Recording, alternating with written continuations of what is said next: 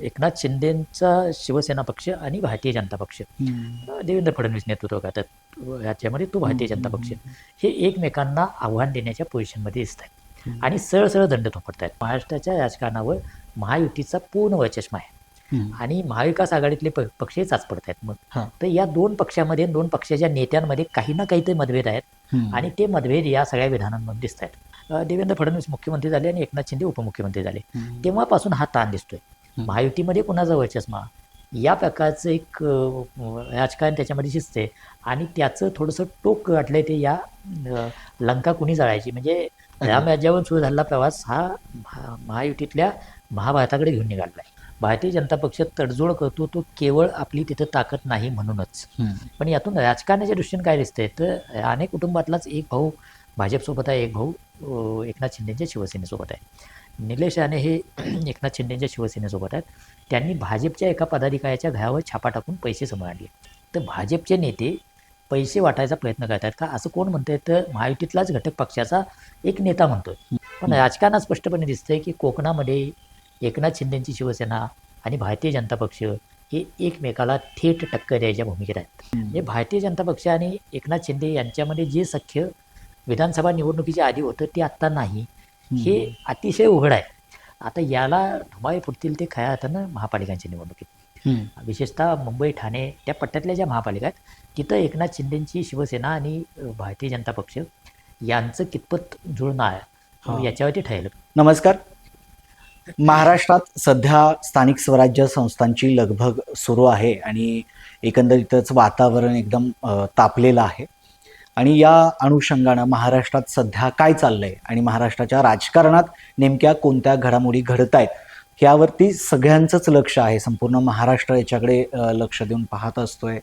सर्व गोष्टी घडामोडी होत असतात, परंतु या सगळ्यांमध्ये सद्य परिस्थितीमध्ये महायुती विरुद्ध महाविकास आघाडी अशी लढत असणं अपेक्षित आहे. मात्र महायुतीमध्ये मतभेद जे काय आहेत ते चव्हाट्यावरती आलेले आहेत.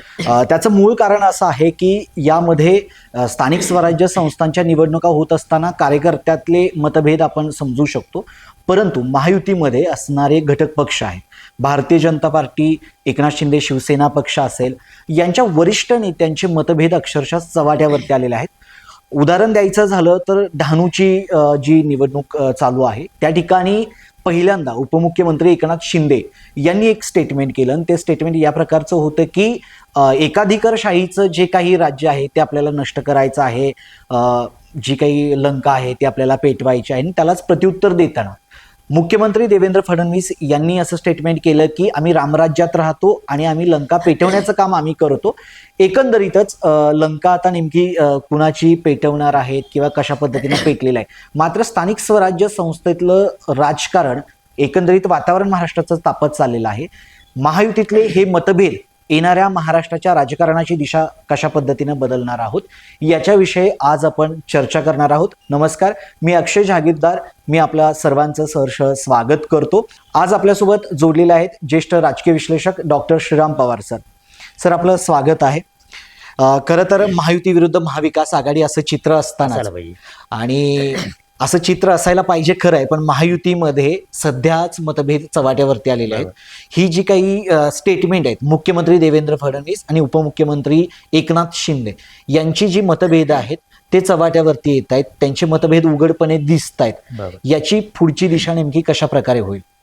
एक यातला भाग लक्षात घेतला पाहिजे, निवडणुका स्थानिक स्वराज्य संस्थांच्या आहेत आणि स्थानिक स्वराज्य संस्थांच्या निवडणुकांमध्ये पक्ष अशी काही खूप बांधीव स्वरूपात या निवडणुकात नसतात.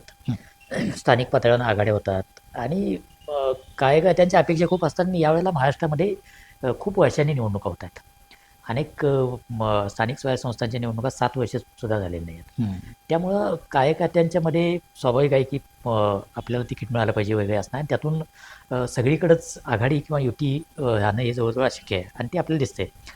सगळेच पक्ष महाराष्ट्रातले आपल्या मूळ महाविकास आघाडी म्हणा किंवा महायुती म्हणा हे सोडून काही वेगळे चौथेस उभे करत आहेत, स्वतंत्रपणे लढत आहेत किंवा राज्याच्या राजकारणात आपल्या विरोधातल्या गटात असलेल्या पक्षांसोबत हातमिळवणी करत आहेत. हे सगळं झालं आहे आणि ते काही प्रमाणात स्थानिक स्वराज्य संस्था निवडणुकीत अपेक्षित आहे. त्यातला थोडासा धक्कादायक भाग जो आहे तो राज्यातले वरिष्ठ नेते एकमेकांना आव्हान द्यायची भाषा करतात. ज्याचा उल्लेख तुम्ही डहाणूच्या सभेचा केला, तर तिथं उपमुख्यमंत्री एकनाथ शिंदेंनी अहंकार फार काळ चालत नाही आणि अहंकारानं रावणाचं राज्यसुद्धा बुडालं आणि ती लंका जाळायची असं म्हणाले.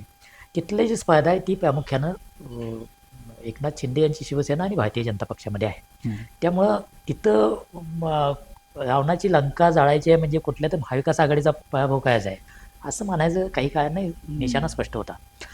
त्याला उत्तर देताना मुख्यमंत्री देवेंद्र फडणवीस यांनी सुद्धा आम्ही रामराज्यात जातो आणि रामाचे भक्त आहोत आणि लंकादहन आमचा भरतच करणार. हे स्वाभाविक आहे. कोण कोणाच्या स्पष्टपणे म्हटलं नसलं तरी कोणाच्या विरोधात बोलता येते दिसते आणि वातावरण असं हळूहळू साकारात निघाले की किमान या निवडणुकीतही एकनाथ शिंदेंचा शिवसेना पक्ष आणि भारतीय जनता पक्ष देवेंद्र फडणवीस नेतृत्व करतात राज्यामध्ये तो भारतीय जनता पक्ष हे एकमेकांना आव्हान देण्याच्या पोझिशनमध्ये दिसत आहेत आणि सरळ सरळ दंड थोपडत आहेत. हे दोन त्या पक्षाचे राज्यातले सगळ्यात मोठे नेते आहेत. ते असं बोलत आहेत.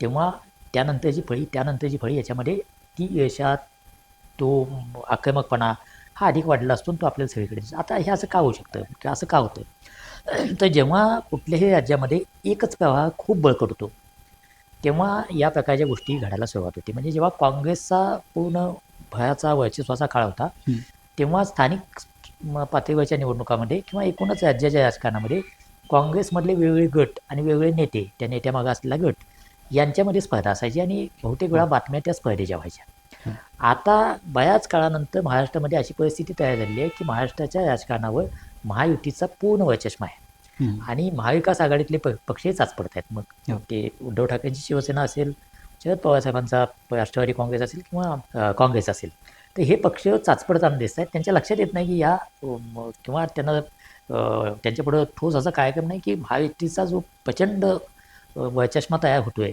त्याला तोंड कसं द्यायचं. त्यामुळे आत्ताच्या निवडणुकात सुद्धा जर आपण बघितलं तर ज्या ताकदीनं महायुतीचे नेते लढतायत एकमेकाच्या विरोधात कासेनं लढतायत तसं महाविकास आघाडी फार लढताना दिसत नाही. शिवसेना हा ठाणे मुंबई या पट्ट्याच्या पलीकडे बघताना दिसत नाही. म्हणजे आता सुद्धा त्यांच्या ज्या चर्चा आहेत ते उद्धव ठाकरे आणि राज ठाकरे एकत्र येणार काय वगैरे या स्वरूपाचेच आहेत. बरोबर.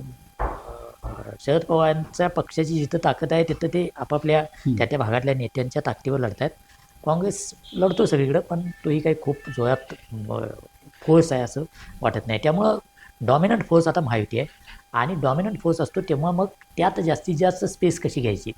या आघाडीच्या राजकारणात हा ताण असतोच की आपण जर एखादी महापालिका एखादी नगरपालिका किंवा एखादा वॉर्ड एखाद्या पक्षाला कायमचा सोडला तर तिथं आपल्या पार्टीच्या कार्यकर्त्यांनी कायचं काय उभं कधी यायचं. त्यातून हा ताण तयार होतो आणि मग तो ताण हळूहळू करत वाढतो आणि तो अशा त्याचा स्फोट तयार होतात. त्या स्फोटामध्ये सुद्धा यावेळेचं वैशिष्ट्य काय आहे ते फक्त या कार्यकर्त्यांच्या दबावातून आलेलं नाही आहे. तर या दोन पक्षामध्ये दोन पक्षाच्या नेत्यांमध्ये काही ना काहीतरी मतभेद आहेत आणि ते मतभेद या सगळ्या विधानांमध्ये दिसत आहेत. त्या मतभेदाला एक पार्श्वभूमी पण आहे. एकनाथ शिंदेंचं सरकार होतं, त्यांच्या नेतृत्वाखाली निवडणुका लढल्या, लाडकी बहिणी त्यांची योजना होती असं सांगितलं जात होतं. निवडणुकीत सांगितलं जात होतं की एकनाथ शिंदे आमचे नेते आहेत त्यांच्या नेतृत्वाखाली महायुती लढेल आणि त्यानंतर मात्र भारतीय जनता पक्षाचं महायुतीचंच पण भारतीय जनता पक्ष मोठा भाऊ असलेलं सरकार आलं. देवेंद्र फडणवीस मुख्यमंत्री झाले आणि एकनाथ शिंदे उपमुख्यमंत्री झाले. तेव्हापासून हा ताण दिसतोय. हे मुख्यमंत्री पदावर माणसाला उपमुख्यमंत्रीपद स्वीकारणं आणि ते चालवणं हे तसं थोडंसं सायकोलॉजिकली कठीण गोष्ट आहे. त्यांच्या कार्यकर्त्यांना पण ते पचणं कठीण आहे. आणि देवेंद्र फडणवीस ज्या प्रकारे प्रशासनावर पकड घेत आहेत, राजकीय निर्णयात पकड घेत आहेत, एकनाथ शिंदेच्या काळातल्या अनेक योजनांचं पुढं काय झालं कळत नाही. त्या अनेक योजनांची नावं सांगता येतील. तर त्याच्यापासून हे ताण दिसत आहेत आणि ते ताण आता निवडणुकीमध्ये एकमेकांचे पोटेन्शियल उमेदवार किंवा एकमेकांचे स्थानिक पातळीवरचे महत्त्वाचे कार्यकर्ते फोडणं. महाविकास आघाडीतले कार्यकर्ते महायुतीतल्या एखाद्या पक्षात आले तर गोष्ट वेगळी, ताकद वाढली म्हणताय. पण हे एकमेकातच इंटरनल पोचिंग जे सुरू झालं आहे त्यातून हे मतभेद वाढले आहेत आणि त्याच्यामध्ये मग कुणाचा वर्चस्व, महायुतीमध्ये कुणाचा वर्चस्व या प्रकारचं एक राजकारण त्याच्यामध्ये शिजते आणि त्याचं थोडंसं टोक गाठलं आहे ते या लंका कुणी जाळायची. म्हणजे रामराज्यावरून सुरू झालेला प्रवास हा महायुतीतल्या महाभारताकडे घेऊन निघालेला आहे असे त्याला आपण म्हणायला जसं म्हणाला की अगदी सरकार त्यांचं होतं, त्यांच्या नेतृत्वात एकनाथ शिंदेच्या नेतृत्वामध्ये निवडणूक लढवलं गेलं, मात्र मुख्यमंत्री पद भेटण्याऐवजी त्यांचं उपमुख्यमंत्री पदावरती ते आले. आणि असं पण चर्चा होते की एकनाथ शिंदेचं दिल्लीशी फार जवळीकता होती, त्यातल्या त्यात अमित शहा यांच्याशी जवळीकता होती. आत्ता सुद्धा ते रुसवे फुगवे झाल्यानंतर त्यांनी 3 वेळा दिल्लीची एकंदरीत वारी केली. गृहमंत्री अमित शहानी त्यांना फार काही प्रतिसाद सुद्धा दिला नाही. मात्र एकंदरीत हा जो लढा दिसतोय तो एक व्यक्तिगत पातळीवरती येतोय का, म्हणजे देवेंद्र फडणवीस आणि एकनाथ शिंदे यांचा?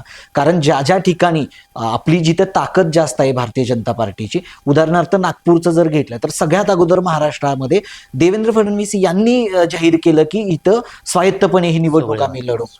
काय सांगाल त्याच्याबद्दल? नाही, हे तर उघड आहे की जिथं ताकद आहे तिथं भारतीय जनता पक्ष स्वतःच्या बळावर लढण्याचा आणि सत्ता घ्यायचा प्रयत्न करतो.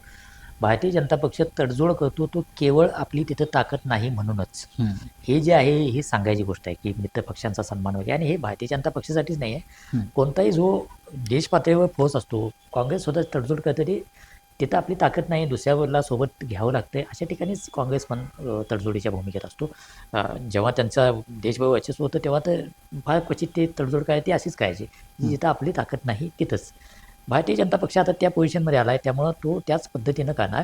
त्यामुळं विदर्भामध्ये विशेषतः नागपूरमध्ये जर घटक पक्षातल्या कोणाची फार ताकदच नसेल तर आपल्या माध्यमातून घटक पक्षांना मोठं करावं असं काही मला वाटत नाही कुठला पक्ष करेल, आणि भारतीय जनता पक्ष तर तसं बिलकुल करणार नाही.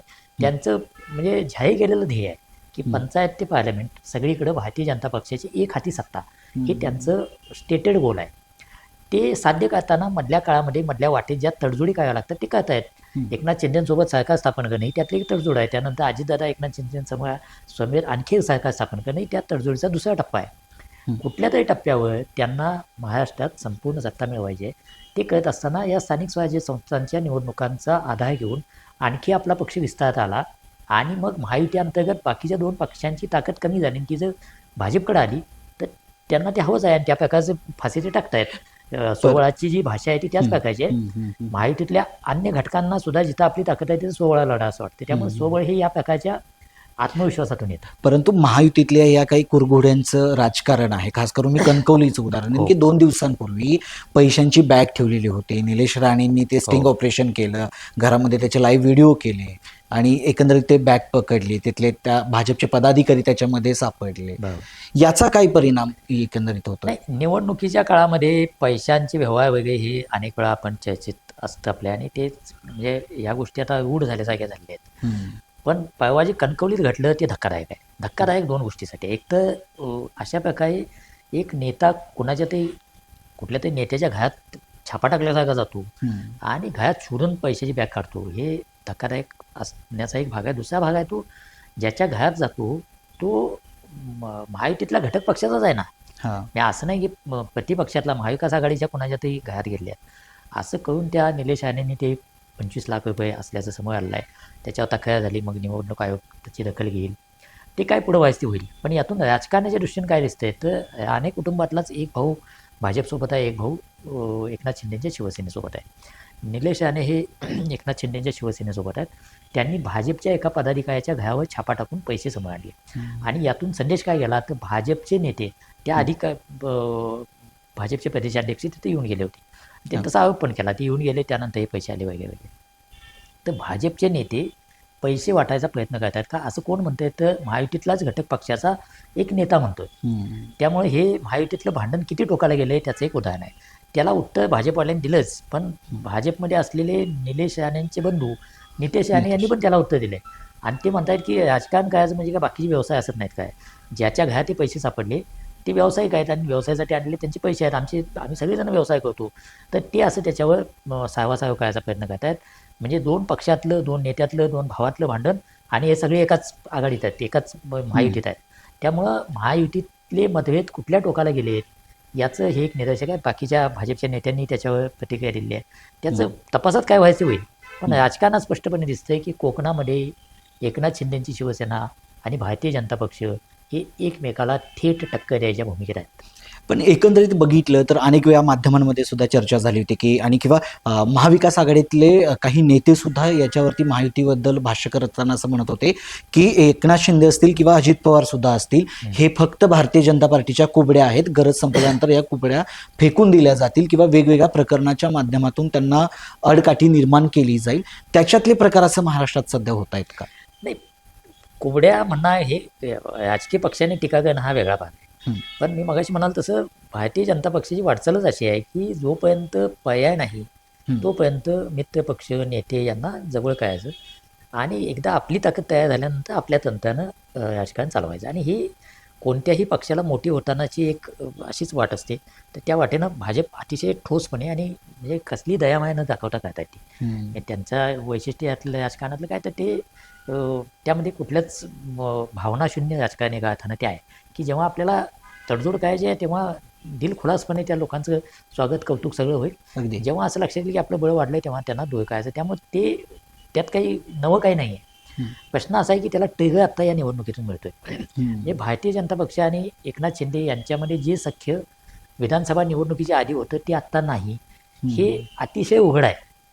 पण ते इतक्या टोकाला गेलं आहे. म्हणजे आता त्या मंत्रिमंडळाच्या बैठकीच्या निमित्तानं जी चर्चा झाली की मंत्रिमंडळाच्या बैठकीला एकनाथ शिंदे वगळता कोणीच गेलं नाही. त्याला पार्श्वभूमी होती की पालघर डहाणू भागातल्या कार्यकर्त्यांचा भाजपमध्ये समावेश. ते सगळे कार्यकर्ते हे एकनाथ शिंदेच्या शिवसेनेतले होते. आता या भागातून एकनाथ शिंदेचे चिरंजीव खासदार आहेत, त्यांचा तिथल्या राजकारणात होल्ड आहे.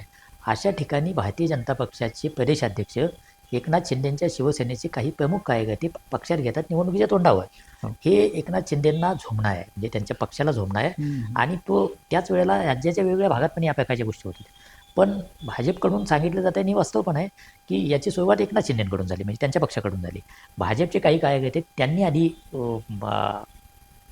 एकनाथ शिंदेच्या पक्षामध्ये प्रवेश दिला आणि त्याचं उत्तर म्हणून हे केलं. आणि हे सगळी आता तुम्ही जर बघितलं तर कोल्हापुरातल्या कागलमध्ये काय घडले. कागलमध्ये शरद पवारांच्या राष्ट्रवादी काँग्रेसकडून लढलेले समरजितसिंह घाडगे, त्यांचा शाहू ग्रुप, आता ते शाहू आघाडी म्हणून त्यात आहेत, पक्ष म्हणून काही ते बोलत नाहीत, पण ते त्या शरद पवारांच्या राष्ट्रवादी काँग्रेसचे नेते आहेत ना त्या भागातले, ते आणि महायुतीत असलेल्या अजित पवारांच्या राष्ट्रवादी काँग्रेसचे नेते हसन मुश्रीफ एकत्र आले. आणि ते एकत्र कोणाच्या विरोधात आले तर महायुतीतलाच आणखी एक घटक पक्ष असलेल्या राष्ट्रवादी एकनाथ शिंदेच्या शिवसेनेच्या विरोधात. तिथं संजय मंडलिक त्यांचे नेते आहेत. म्हणजे शिवसेने एकनाथ शिंदेच्या गटाच्या विरोधात एका अर्थानं शरद पवारांच्या पक्षाचे नेते आणि अजित पवारांच्या पक्षाचे नेते एकत्र आले.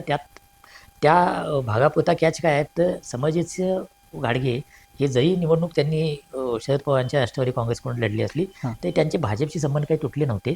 आणि आता तिथं असंही सांगितलं जाते की त्यांना भाजपकडून काही पुढचं आश्वासन मिळालं असेल वगैरे. मुद्दा काय आहे की ते आश्वासन काही दिलं असलं तर यामध्ये विरोधात कोण आहेत तर भारतीय जनता पक्ष आणि एकनाथ शिंदेचा पक्ष.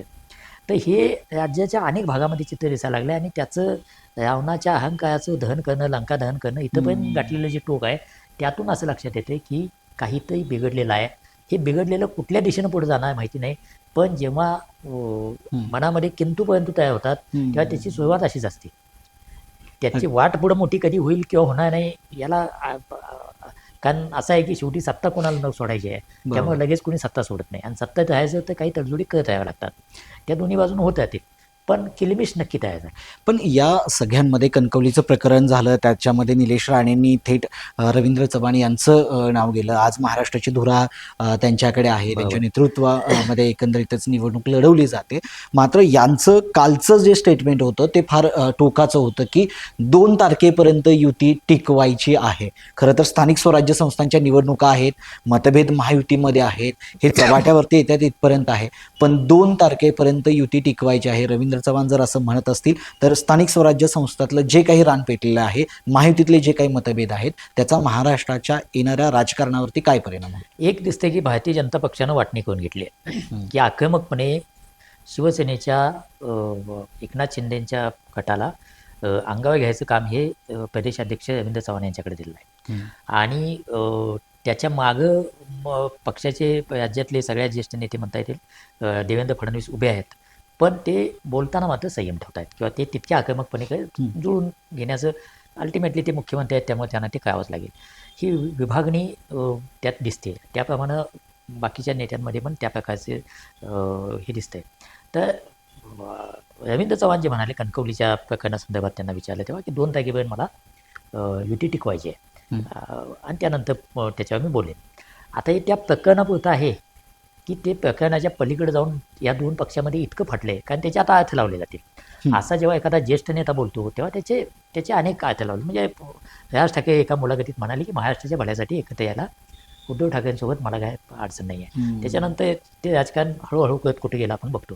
त्यामुळं एखादा महत्त्वाचा नेता रवींद्र चव्हाण हे भाजपचे आता प्रदेशाध्यक्ष आहेत आणि ते ज्या पद्धतीनं पक्ष वाढवायचा प्रयत्न करत आहेत आणि स्वाभाविक आहेत ते करत आहेत, आक्रमकपणे करत आहेत आणि ते ज्या मूळ करत आहेत त्याच्या विरोधात तक्रार झाली तरीसुद्धा भारतीय जनता पक्ष सामोपचाराचा प्रयत्न करतो, पण मूळ भूमिका सोडत नाही. जे नगरसेवक किंवा कार्यकर्ते पक्षात घेण्यावरून वाद झाला, शिंदेंच्या मंत्र्यांनी मंत्रिमंडळाच्या बैठकीकडे पाठ ठेवली, हे सगळं झाल्यानंतर सुद्धा असं सांगितलं गेलं की आता एकमेकाच्या पक्षात ते घेऊन येत असं ठरलं. पण म्हणून त्या प्रोसेसमधून मागे गेलेत का, तर अजिबात दोन्ही पक्ष मागे गेलेले नाहीत. त्यामुळे यात काहीतरी दुरावा तयार झाला आहे. त्या दुराव्याचं एक टोक म्हणजे रवींद्र चव्हाणांचं ते विधान आहे असं मला वाटते. आता त्यामुळे लगेच काही महायुतीत फाटाफूट होईल असं वाटत नाही. त्याला एकनाथ शिंदेंनी पण उत्तर दिलं की आमची युती काय आजची नाही आहे. बाळासाहेब ठाकरे, लालकृष्ण अडवाणी आणि प्रमोद महाजन यांनी केलेली युती आहे आणि म्हणजे ते एका अर्थानं असं सांगतायत की बाळासाहेब ठाकरे शिवसेना म्हणजे आमची शिवसेना आहे. त्यामुळे ती युती पुढे चालू आहे असं ते सांगतायत. असं असलं तरीसुद्धा मतभेद चव्हाट्यावर आले आहेत आणि एकूणच महायुतीच्या संदर्भात एक वळण आलेलं आहे असं या निवडणुकात दिसते. आता याला धुमाळे फुटतील ते खऱ्या अर्थानं महापालिकांच्या निवडणुकीत, विशेषतः मुंबई, ठाणे त्या पट्ट्यातल्या ज्या महापालिका आहेत तिथं एकनाथ शिंदेंची शिवसेना आणि भारतीय जनता पक्ष यांचं कितपत जुळणं आहे याच्यावरती ठरेल. कारण मुंबई महापालिका ही अनेक देशातल्या राज्यांपेक्षा मोठी आहे. तिचं बजेट देशातल्या अनेक राज्यांपेक्षा मोठं आहे आणि ते एक मोठं आर्थिक केंद्र आहे, सत्ता केंद्र आहे आणि तिथं सत्ता असणं हे खूप महत्त्वाचं आहे आणि तिथं सत्ता मिळवणं हे भाजपचं खूप जुनं ध्येय आहे. त्या ध्येयात ते एकनाथ शिंदेंचा त्यात वापर करून घेणार, शेअरिंग करणार सत्तेचं, की बाजूला जाऊन स्वतःच सोबळावर लढायचा प्रयत्न करणार. तसंच एकनाथ शिंदेच्या बाबतीत आहे की आत्तापर्यंत शिवसेनेची सत्ता दीर्घकाळ तिथं आहे, तर ती आता जर एकनाथ शिंदे शिवसेना माझीच खरी असं म्हणत असतील तर त्यांना मुंबई महापालिकेत पण सिद्ध करून दाखवावं लागेल की तिथली सत्ता आपल्याकडे राहील. यातून जो ताण तयार होईल त्यातून पुढचं राजकारण साकायला असं मला वाटतं. त्यांनी माध्यमांशी बोलताना एकनाथ शिंदेंनी अगदी स्टेटमेंट पण दिलं होतं की त्यांना विचारलं होतं प्रश्न माध्यमांच्या प्रतिनिधींनी की मुंबई महानगरपालिकेचा महापौर कोण होईल, शिवसेनेचा आत्तापर्यंत आहे आणि कोण होईल, त्यावेळी ते सातत्यानं म्हणत होते की महायुतीचा होईल, मग शिवसेनेचा होणार नाही का असं म्हटलेलं होतं. एकंदरीत हा माझा शेवटचा प्रश्न असा आहे की स्थानिक स्वराज्य संस्था ज्या काही आत्ताच्या आहेत त्या महानगरपालिकेची एक लिटमस टेस्ट असू शकते का, किंवा या स्थानिक स्वराज्य संस्थांमध्ये जर भारतीय जनता पार्टीच्या सीट्स ज्या जास्त निवडून आल्या तर यांच्यामध्ये फटाफट होऊ शकते का? नाही, निवडणुका स्थानिक स्वराज्य संस्थांच्या असल्या तरी नगर परिषदा आणि महापालिकांची गणितं पूर्णपणे वेगळी आहेत. तिथल्या राजकारणाचा पोत पण वेगळा आहे. म्हणजे नगरपालिकांचा आणि महानगरपालिकात मोठे मतदारसंघ, एकूणच उलाढाली पण खूप मोठ्या असतात आणि महापालिकेतले नेते पुढं राज्याच्या सत्तेकडे जाण्याची शक्यता पण जास्त असते.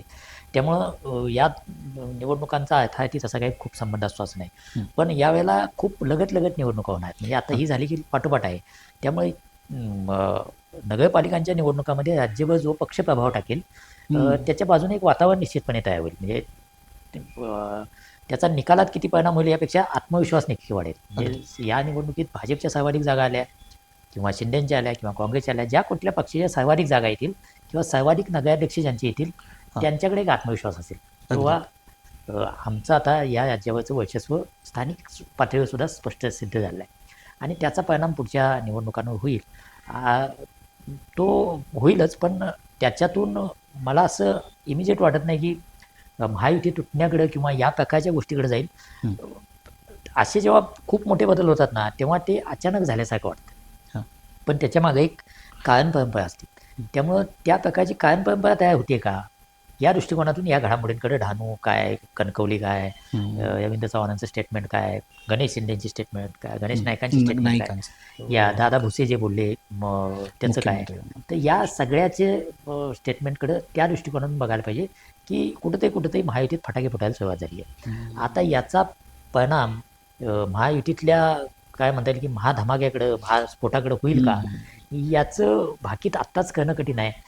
पण तसं होण्याआधी जे काही छोटे छोटे मतभेद तयार होतात तसे संकेत मात्र निश्चितपणे या निवडणुकीच्या निमित्तानं आपल्याला दिसतात. नक्कीच. खरं तर आजची चर्चा ही महाराष्ट्राच्या राजकारणाबद्दलची होती, कारण महायुतीमध्ये जे काही मतभेद होते ते अगदी चव्हाट्यावरती आलेले होते. रवींद्र चव्हाण यांची एक टोकाचं विधान असेल, त्याच्यानंतर दादा भुसेंचं एकनाथ शिंदे यांना पुन्हा मुख्यमंत्री करण्याचं विधान असेल, आणि आरोप प्रत्यारोपांच्या या सगळ्या घडामोडींमध्ये महायुतीची वाटचाल नेमकी कुठल्या दिशेने चाललेली आहे आणि खरंच 2 तारखेच्या नंतर महायुती फुटणार की नाही फुटणार आणि याचे परिणाम येणाऱ्या महानगरपालिकांच्या निवडणुकांवरती काय होणार, त्याची कारणं, त्याची पार्श्वभूमी आपण थोडक्यामध्ये आजच्या चर्चेमध्ये समजून घेतली.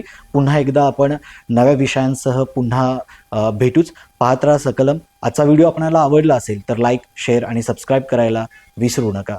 धन्यवाद.